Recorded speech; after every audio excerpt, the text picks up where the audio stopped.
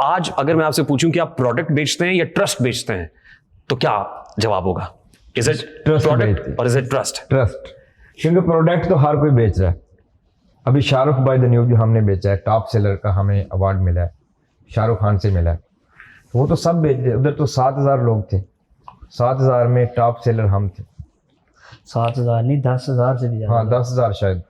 आपने देखा बहुत ज्यादा क्राउड था। और कहाँ के लोग ज्यादा हैं? यानी जब आप हर प्रॉपर्टी सेल nationality। करते हैं तो किस नेशनलिटी को ज्यादा आप समझते हैं कि कन्विंस कर लेते हैं? मेरे ख्याल से मेरी नज़र में हम ऐसे, मतलब मैंने नहीं देखे ऐसे लोग कि जिनको ना हर नेशनैलिटी का बंदा उनसे आगे परचेजिंग कर रहा है बिजनेस में।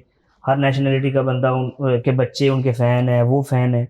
तो हमें अरेबिक, इंग्लिश, उर्दू, हिंदी, बांग्लादेश, नेपाल, हर बंदा ही, मतलब हर एक कंट्री से लोग आते हैं। एक नेशनलिटी कोई फर्क नहीं है, कोई ऐसा बैरियर नहीं है कोई। हमारे यहाँ ना सोशल मीडिया इन्फ्लुएंसर्स की जब बात होती है तो बहुत सारे सोशल मीडिया इन्फ्लुएंसर से बात हुई, तो वो ये कहते हैं कि हमें अपना कंटेंट चलाने के लिए, ज्यादा ट्रैफिक जनरेट करने के लिए, लोगों को इंस्पायर इन्फ्लुएंस करने के लिए हमें फेक लाइफ दिखाना पड़ती है। यानी हमें बड़ी बड़ी गाड़ियां दिखाना पड़ती हैं, बड़े बड़े विलास दिखाना पड़ते हैं, बैंगलोस दिखाना पड़ते हैं, और बड़ी बड़ी जगहों पे जाके खाना खाना पड़ता है। इज इट ट्रू कि सोशल मीडिया पे ये करने के लिए ये सब कुछ करना पड़ता है? अभी हमारी जो पर्सनल लाइफ है ना, जो डेली की रूटीन है, उसमें हम 5% दिखाते हैं बस।